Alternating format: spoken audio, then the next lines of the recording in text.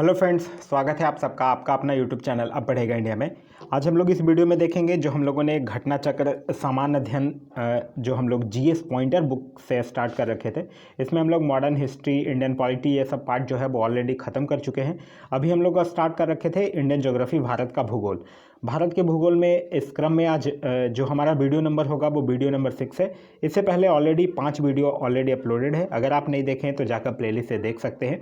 घटना चक्र की इम्पोर्टेंस आप लोगों से छिपा हुआ नहीं है। आप लोगों को भली भांति पता होगा कि घटना चक्र जो बुक है वो कितना ज़्यादा इंपॉर्टेंट है। इसीलिए हम लोग यह घटना चक्र के जीएस पॉइंटर वीडियो से मैं आप लोगों के लिए रिवीजन वीडियो तौर पर लेकर आ रहा हूँ, ताकि आप लोगों के जो आगामी एग्जाम है जैसे बिहार दरोगा मेंस, बीपीएससी प्री, ये सब जो एग्ज़ाम्स हैं वो उसमें काफ़ी लाभदायक साबित होगा। तो चलिए बढ़ते हैं अपने वीडियो की तरफ। आज का जो हमारा टॉपिक सबसे पहला टॉपिक है वो कह रहा है पेट्रोलियम एवं प्राकृतिक गैस।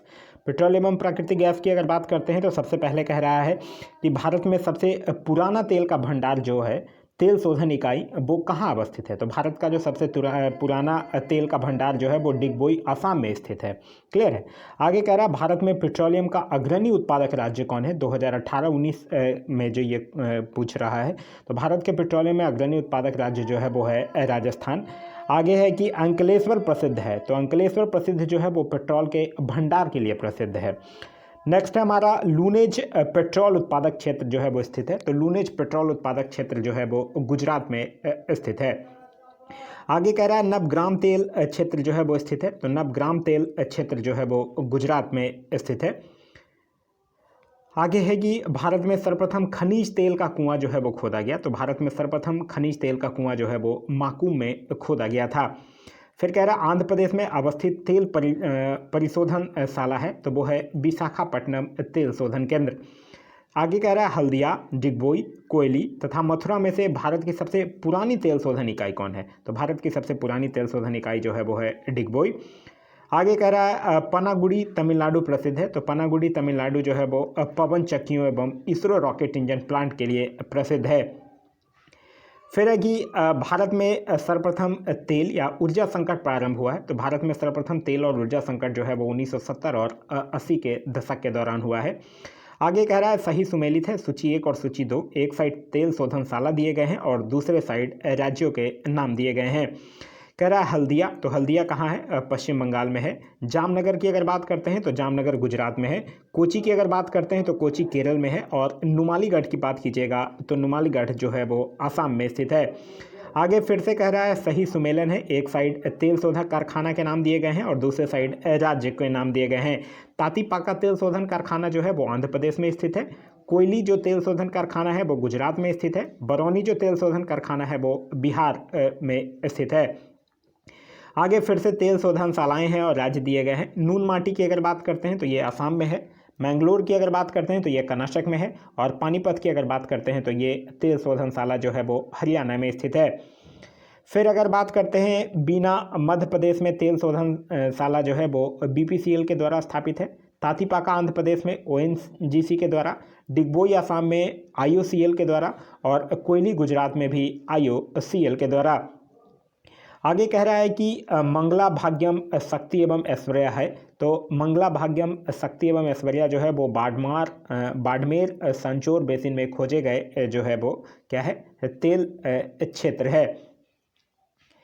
फिर कह रहा है कि 14 NEMP ब्लॉक्स, 1 GB ब्लॉक्स और 2 नॉमिनेशन ब्लॉक्स एवं 4 CBM ब्लॉक्स जो है वो संबंधित है। तो यह जो है वो पेट्रोलियम अन्वेषण से संबंधित है।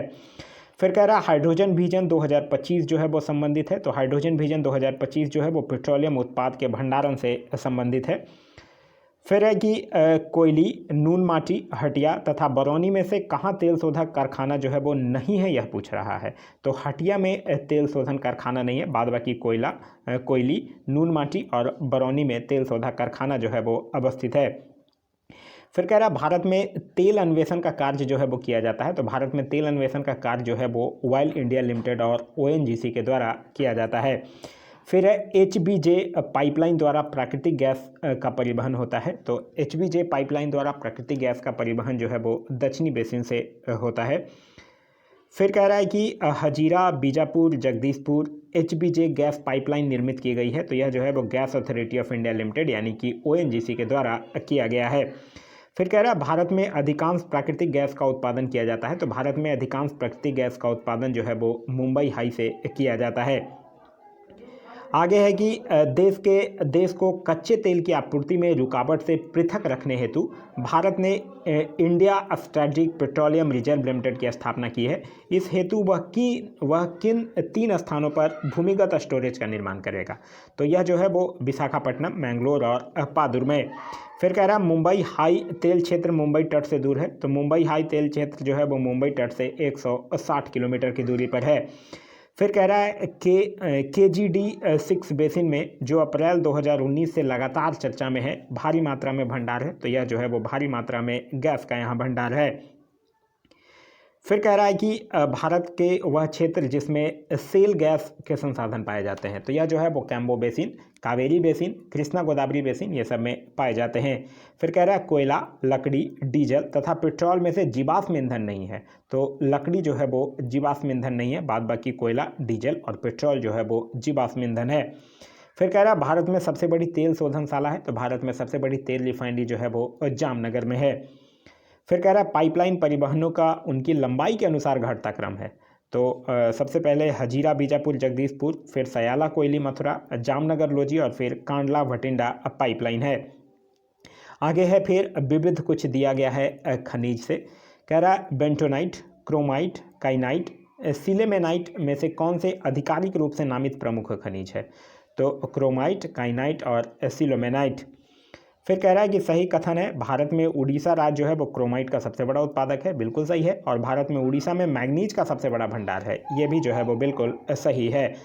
फिर कह रहा है सही सुमेलन है, एक साइड खनिज के नाम दिए गए हैं और दूसरे साइड उत्खनन शहर दिया गया है। मैग्नीज की अगर बात करते हैं तो वो चित्रदुर्ग कर्नाटक के साथ मैच करेगा। लौह की बात कीजिएगा तो बेल्लारी कर्नाटक के साथ मैच करेगा। तांबा की बात कीजिएगा तो भीलवाड़ा राजस्थान के साथ मैच करेगा। और बॉक्साइट की बात कीजिएगा तो कटनी मध्य प्रदेश के साथ मैच करेगा। आगे कह रहा है कि कोयला निक्षेप सर्वाधिक मात्रा में पाए जाते हैं। तो कोयला निक्षेप जो है वो सर्वाधिक मात्रा में गोंडवाना संस्तरों में पाया जाता है। माइका सिटी ऑफ इंडिया कहा जाता है। तो माइका सिटी ऑफ इंडिया जो है वो कोडरमा को कहा जाता है। फिर कह रहा है तांबा, गार्नेट, मैग्नीज एवं पाइराइट में से कायनांतरित चट्टानें यानी कि मेटामॉर्फिक चट्टान से संबंध किसको करेंगे। तो वो गार्नेट, तांबा को करेंगे। फिर कह रहा है क्वार्टजाइट कायनांतरित यानी मेटामॉर्फेस होता है। तो बलुआ पत्थर से होता है। फिर कह रहा है इंडियन मिनरल बुक 2019 के अनुसार भारत में मैग्नीज का सर्वाधिक उत्पादन करने वाला राज्य कौन है। तो वो है मध्य प्रदेश। फिर कह रहा है कि वर्ष 2018-19 में भारत में मैग्नीज उत्पादक राज्यों में उच्च से निम्न उत्पादन स्तर का सही क्रम कौन है। तो मध्य प्रदेश, महाराष्ट्र और उड़ीसा। फिर कह रहा है सही सुमेलन है, एक साइड खनिज दिए गए हैं और दूसरे साइड शीर्ष उत्पादक राज्य दिया गया है। लौह की बात कीजिएगा तो उड़ीसा, तांबा की बात कीजिएगा तो मध्य प्रदेश, सोना की बात कीजिएगा तो कर्नाटक और अबरक की बात कीजिएगा तो आंध्र प्रदेश। फिर सूची 1 और सूची 2 को सम्मिलित करना है। एक साइड खनिज तेल दिए गए हैं। खनिज तेल में गुजरात जो है वो मैच करेगा। ऐसे प्रथम राजस्थान है। जिप्सम राजस्थान के साथ मैच करेगा। बॉक्साइट जो है वो उड़ीसा के साथ मैच करेगा। आगे कह रहा है हेमेटाइट, बॉक्साइट, जिप्सम तथा लिमोनाइट में से धातु खनिज नहीं है। धातु खनिज नहीं है यह पूछ रहा है। हेमेटाइट तो है, बॉक्साइट भी है, लिमोनाइट भी है। जिप्सम जो है वो धातु खनिज नहीं है। फिर कह रहा है भारत में प्रमुख जिप्सम उत्पादक राज्य कौन है। तो भारत का प्रमुख जिप्सम उत्पादक राज्य जो है वो है राजस्थान। फिर कह रहा है कि वह उत्पादन जो चूरू, बीकानेर, श्री गंगानगर पट्टी में बहुतायत मात्रा में पाया जाता है, जो कि एक पर्यावरण प्रदूषण का कारण है, दूसरा मिट्टी की उर्वरता को बढ़ाने में काम आता है तथा तीसरा गुणात्मक प्रबंधन यानी वैल्यू एडिशन के उपरांत उसका उपयोग जो है वो स्वास्थ्य तथा निर्माण क्षेत्र में होता है। यह बात कर रहा है जिप्सम की। आगे कह रहा है सही सुमेलित है, एक साइड खनिज है, दूसरे साइड प्राप्ति के प्ररूपी क्षेत्र है। कोयला की अगर बात कीजिएगा तो करनपुरा झारखंड के साथ मैच करेगा। स्वर्ण यानी सोना की बात कीजिएगा तो हट्टी कर्नाटक के साथ, अबरक जो है वो नेल्लोर आंध्र प्रदेश के साथ और मैग्नीज जो है वो भंडारा महाराष्ट्र के साथ मैच करेगा। फिर सूची 1 और सूची 2 को सुमेलित करना है। एक साइड केंद्र है और दूसरे साइड खनिज है। कोयला की बात कीजिएगा तो मकुम असम के साथ मैच करेगा। लौह की बात कीजिएगा तो डली राजहारा छत्तीसगढ़ के साथ। बॉक्साइट की बात कीजिएगा तो कोरापुट उड़ीसा के साथ। मैग्नीज की बात कीजिएगा तो चित्रदुर्ग कर्नाटक के साथ मैच करेगा। फिर आगे कह रहा है सही सुमेलन है, एक साइड क्षेत्र है, दूसरे साइड खनिज है। लॉयस की बात कीजिएगा तो ये बादाम पहाड़ उड़ीसा के साथ। अबरख कोडरमा झारखंड के साथ। तांबा मोसाबानी झारखंड के साथ।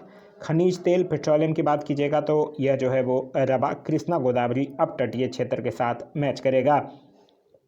आगे फिर से कह रहा है सही सुमेलन है, सूची 1 और सूची 2 की अगर बात करते हैं, एक साइड लौह के क्षेत्रों के नाम दिए गए हैं और दूसरे साइड राज्यों के नाम दिए गए हैं। बादाम पहाड़ कहाँ? उड़ीसा में। डल्ली राजहारा कहाँ? छत्तीसगढ़ में। कुद्रेमुख कहाँ? कर्नाटक में। और नोआ मुंडी कहाँ? तो यह झारखंड में है। फिर कह रहा है सही सुमेलित है, रखा की अगर बात कीजिएगा तो तांबा के साथ। अमरकंटक बॉक्साइट, अंकलेश्वर खनिज तेल और खेतरी जो है वो तांबा के साथ मैच करेगा। फिर एक साइड खनिज पदार्थ के नाम दिए गए हैं और दूसरे साइड खनन क्षेत्र है। ग्रेफाइट की अगर बात कीजिएगा तो यह रामपा आंध्र प्रदेश के साथ। सीसा की अगर बात कीजिएगा तो जाबर राजस्थान के साथ। लवन की अगर बात कीजिएगा तो डिडवाना राजस्थान के साथ। और चांदी की अगर बात कीजिएगा तो बेल्लारी कर्नाटक के साथ मैच करेगा। फिर कह रहा है कि तांबा सोना लोहा कोयले का सही क्रम क्या है? तो तांबा की अगर बात कीजिएगा तो खेतड़ी के साथ। सोना कोलार के साथ। लोहा कुद्रेमुख और कोयला जो है वो झरिया के साथ मैच करेगा। फिर कह रहा है सही सुमेलिन है, सोना की अगर बात कीजिएगा तो कोलार। लोहा की बात कीजिएगा तो कुद्रेमुख। लौहयस की बात कीजिएगा तो क्वेंछर। और कोयला की अगर बात कीजिएगा तो कोरबा। फिर कह रहा है वह राज्य जिसका क्रोमाइट उत्पादन में लगभग एकाधिकार है। तो क्रोमाइट उत्पादन में लगभग एकाधिकार जो है वो उड़ीसा राज्य का है। फिर कह रहा है सही सुमेलन है, एक साइड खनिज है दूसरे साइड क्षेत्र है। जिप्सम की अगर बात कीजिएगा तो यह जामसर के साथ मैच करेगा। तांबा की अगर बात कीजिएगा तो खोदरीबा के साथ मैच करेगा। रॉक फॉस्फोट की अगर बात कीजिएगा तो झामर कोटडा के साथ मैच करेगा।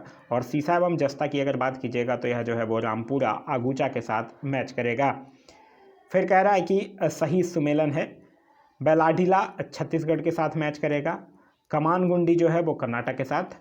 सी भूम जो है वो झारखंड के साथ। और मयूरभंज जो है वो उड़ीसा के साथ मैच करेगा।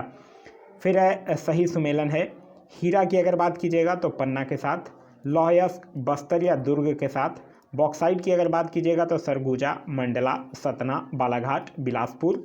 और कोयला की अगर बात कीजिएगा तो सीधी सरगुजा बिलासपुर रायगढ़ शहडोल छिंदवाड़ा और बैतूल के साथ मैच करेगा। फिर कह रहा सही सुमेलिन है, तांबा की अगर बात कीजिएगा तो खेतरी के साथ। गैस प्लांट ओरेया के साथ।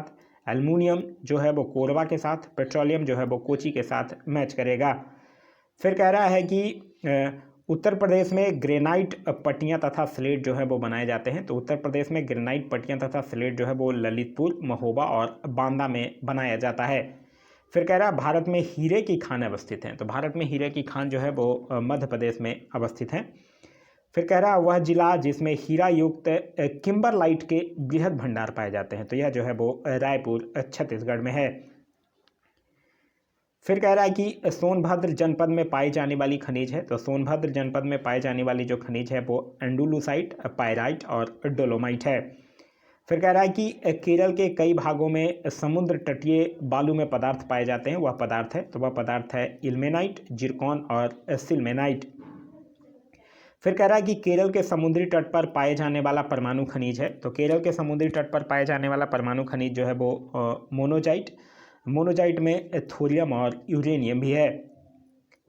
फिर कह रहा है कि भारत में मोनोजाइट जो है वो पाया जाता है। तो भारत में मोनोजाइट जो है वो सबसे ज़्यादा उड़ीसा आंध्र प्रदेश तमिलनाडु केरल पश्चिम बंगाल झारखंड महाराष्ट्र और गुजरात में पाया जाता है। फिर सही सुमेलित है, एक साइड यूरेनियम केंद्र के नाम दिए गए हैं और दूसरे साइड राज्यों के नाम दिए गए हैं। फिर कह रहा है कि दोमाई साइट की अगर बात कीजिएगा तो यह यूरेनियम केंद्र जो है वो मेघालय में स्थित है। लंबापुर जो है वो तेलंगाना में स्थित है। रोहेल जो है वो राजस्थान में स्थित है। और गोगी जो है वो कर्नाटक में स्थित है।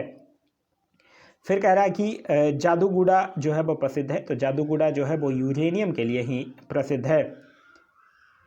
फिर है कि छत्तीसगढ़ राज्य में प्राकृतिक रूप से मिलने वाले खनिज हैं। तो छत्तीसगढ़ राज्य में प्राकृतिक रूप से मिलने वाले खनिज जो है वो है बॉक्साइट डोलोमाइट लॉयस और टीन। फिर है कि छोटा नागपुर पठार जिस संसाधन में समृद्ध है वो है। तो छोटा नागपुर पठार जिस संसाधन में समृद्ध है वो है खनिज। फिर सूची 1 और सूची 2 को सम्मिलित करना है। कोयला की अगर बात कीजिएगा तो यह गिरिडीह के साथ मैच करेगा।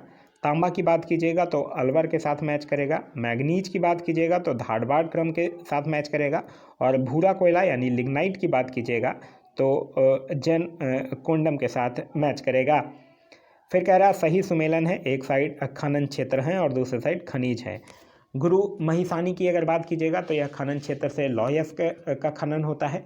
तलचर से कोयला का होता है। जादूगुड़ा से यूरेनियम का होता है और जाबर से सीसा का होता है। फिर कह रहा है भारत में सर्वाधिक नमक उत्पादन कहाँ होता है, तो जिसका तटीय क्षेत्र जो है अगर सबसे ज़्यादा होगा नमक उत्पादन वहीं से सबसे ज़्यादा होगा, तो गुजरात का तटीय क्षेत्र सबसे ज़्यादा है, तो गुजरात से ही सर्वाधिक नमक का उत्पादन होता है। आगे स्थल और दूसरे साइड खनिज की बात दिया गया है। अमगुरी असम जो है वो पेट्रोलियम के लिए प्रसिद्ध है। लांचगढ़ उड़ीसा जो है वो बॉक्साइट के लिए प्रसिद्ध है। कामपटी महाराष्ट्र जो है वो कोयला के लिए प्रसिद्ध है। बेल्लौरी कर्नाटक जो है वो लोहा यस्क के लिए प्रसिद्ध है। आगे है कि तुरामडीह में किस खनिज का खनन होता है, तो तुरामडीह में यूरेनियम का खनन होता है। कैमूर पठार किसके लिए प्रसिद्ध है, तो कैमूर पठार जो है वो चूना पत्थर के लिए प्रसिद्ध है। फिर है विद्युत ऊर्जा की बात किया गया है। पहला तापीय की बात किया गया है। इडुक्की जो है वो क्या है, एक जल विद्युत परियोजना है। सबरीगिरी भी क्या है, एक जल विद्युत परियोजना है। घाट प्रभा की अगर बात करते हैं तो यह एक सिंचाई परियोजना है। और रामगंगा की अगर बात करते हैं तो यह एक बहुउद्देशीय परियोजना है। उकाई की अगर बात करते हैं तो यह गुजरात में है। पतरातू की अगर बात करते हैं तो यह झारखंड में है। पेंच की अगर बात करते हैं तो मध्य प्रदेश में है। डाभोल की अगर बात करते हैं तो यह महाराष्ट्र में स्थित है। आगे कह रहा उड़ान एक गैस आधारित शक्ति परियोजना है, कहाँ में, तो उड़ान एक गैस आधारित परियोजना जो है वो महाराष्ट्र में स्थित है। फिर कह रहा है भारत में ऊर्जा का सर्वाधिक स्रोत क्या है, तो भारत में अभी भी ऊर्जा का सर्वाधिक स्रोत यानी कि जो सबसे ज़्यादा इलेक्ट्रिसिटी हम लोग जनरेट करते हैं वो कोयला से यानी थर्मल पावर प्लांट से जनरेट करते हैं।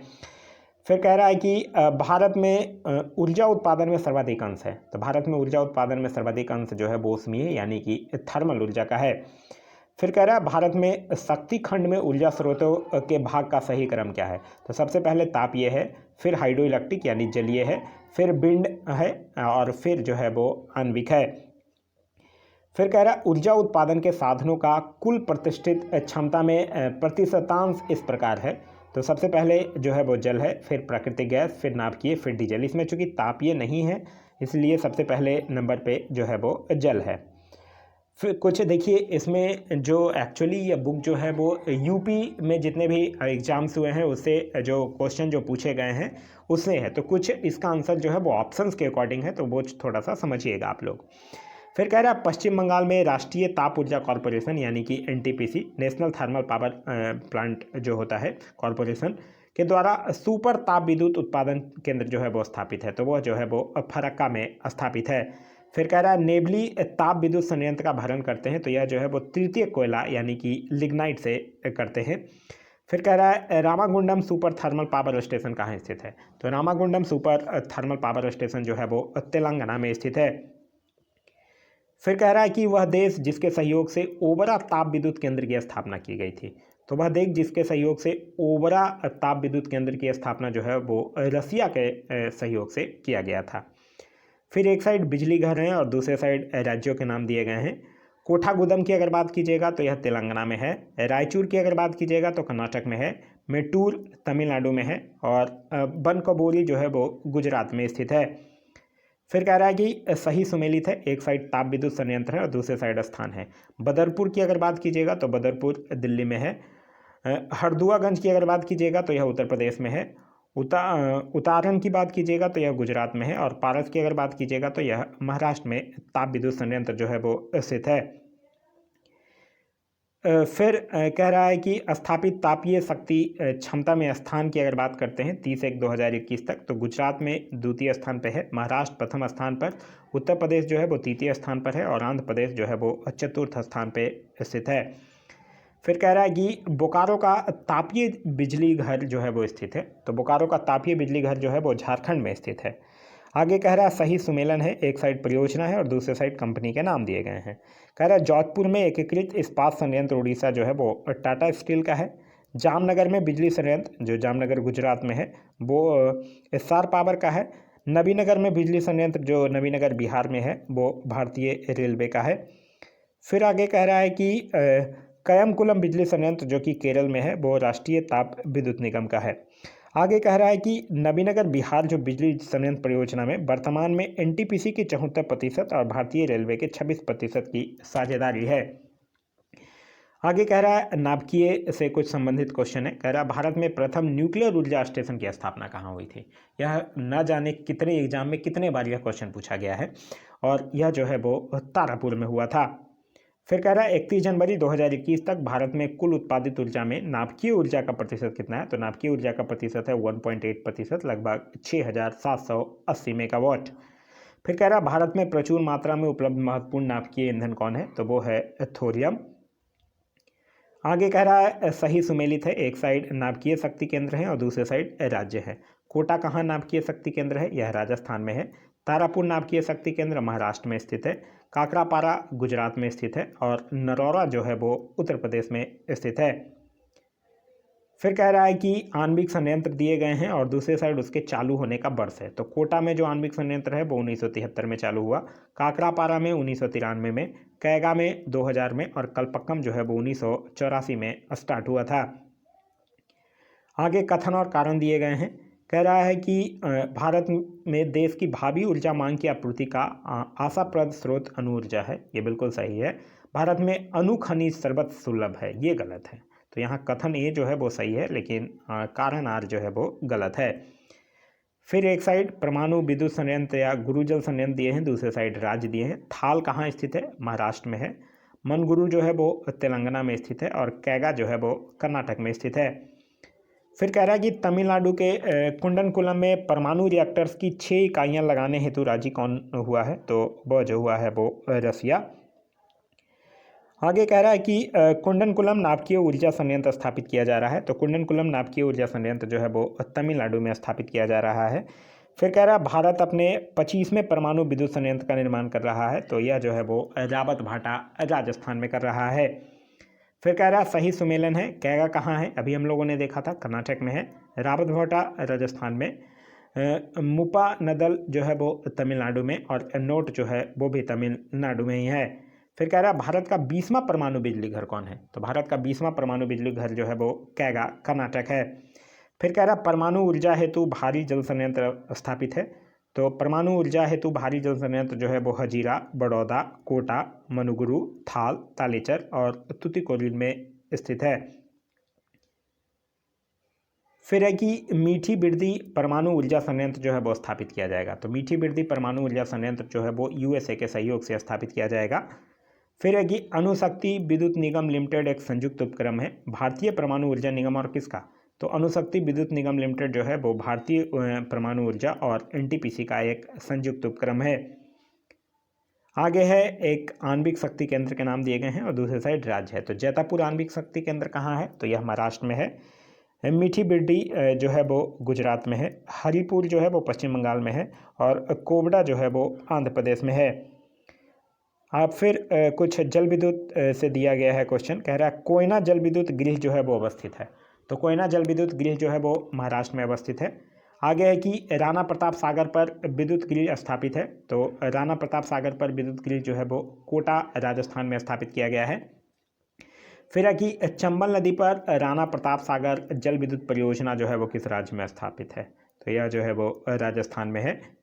फिर कह रहा है कि भारत सरकार के कुल विद्युत उत्पादन में जल विद्युत का योगदान कितना है। 31 जनवरी 2021 तक अगर देखा जाए तो वो था 12.2%।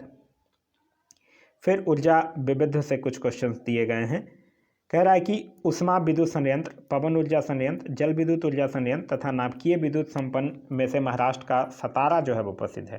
तो महाराष्ट्र का सतारा जो है वो पवन ऊर्जा संयंत्र के लिए प्रसिद्ध है।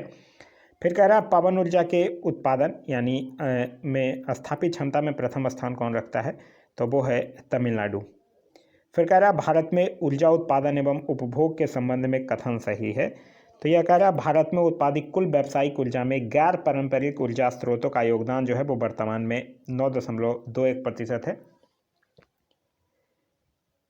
फिर है कि गुजरात, महाराष्ट्र, तमिलनाडु एवं कर्नाटक राज्यों में से पवन ऊर्जा की एशिया की सबसे बड़ी परियोजना जिसकी क्षमता 150 मेगावाट की है वो स्थित है। तो यह जो है वो तमिलनाडु में वर्तमान में सुजलान ग्रुप के द्वारा गुजरात के कच्छ में निर्मित 1100 मेगावाट की पवन ऊर्जा इकाई जो है वो एशिया की सबसे बड़ी इकाई है। फिर कह रहा है बंगाल की खाड़ी, मन्नार की खाड़ी, खंभात की खाड़ी एवं कच्छ की खाड़ी में से वह क्षेत्र जो ज्वारीय ऊर्जा उत्पादन का प्रमुख क्षेत्र है, तो वो है खंभात की खाड़ी। फिर कह रहा है कि मद्रास, कोचीन, विशाखापट्टनम एवं भावनगर में से ज्वारीय ऊर्जा की सर्वाधिक संभावनाएं हैं, तो वो है भावनगर गुजरात में।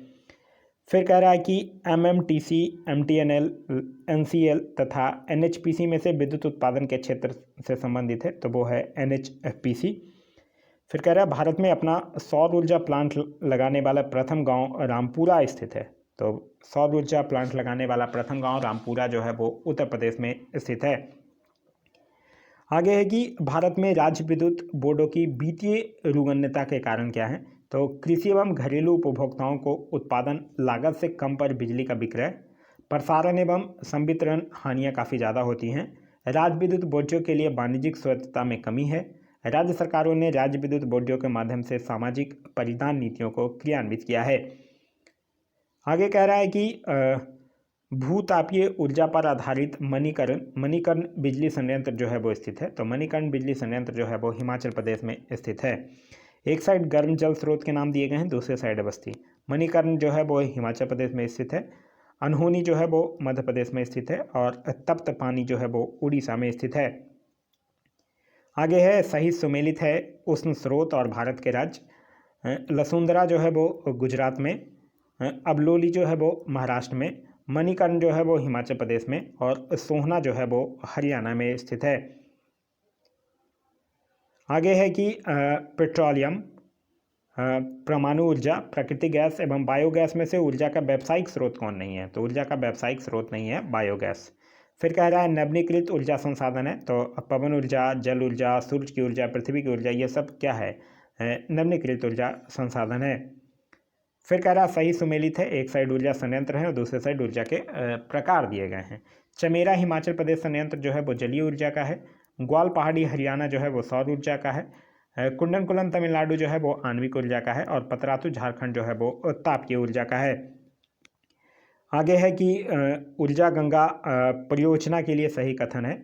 यह गैस पाइपलाइन परियोजना है जिसे कि अक्टूबर 2016 में आरंभ किया गया था। इसके अंतर्गत 2540 किलोमीटर लंबी जगदीशपुर हल्दिया और बोकारो धामरा प्राकृतिक गैस पाइपलाइन का निर्माण जो है वो किया जाना है। आगे कह रहा है कि 100% सौर ऊर्जा पर चलने वाला भारत का पहला केंद्र शासित प्रदेश कौन है, तो वो है दीव। फिर कह रहा है तेलंगाना, कर्नाटक, आंध्र प्रदेश एवं राजस्थान में से वह राज्य जो भारत में सर्वाधिक सौर ऊर्जा का उत्पादक है, तो कर्नाटक जो है वो भारत में सर्वाधिक सौर ऊर्जा का उत्पादक है। तेलंगाना, आंध्र प्रदेश और राजस्थान से ज़्यादा है कर्नाटक का। तो यह था हमारा आज का वीडियो। आज का वीडियो आप लोगों को कैसा लगा कमेंट करके ज़रूर बताइएगा। साथ ही साथ यह जो जीएस पॉइंटर सीरीज है वो आप लोगों के लिए कितना हेल्पफुल हो रहा है ये भी कमेंट करके ज़रूर बताइएगा। वीडियो पसंद आ रहा है तो अपने दोस्तों के साथ शेयर करना ना भूलें। इस वीडियो से कुछ भी सीखने के लिए मिला तो एक लाइक ज़रूर कर दें। अभी तक आप इस चैनल पर नए हैं या चैनल को सब्सक्राइब नहीं किए हैं तो चैनल को सब्सक्राइब कर लीजिए और साथ ही साथ बेल आइकन दबा लीजिए ताकि हमारे सारे वीडियो के नोटिफिकेशन जो है वो आपको मिलते रहें। Thanks for watching.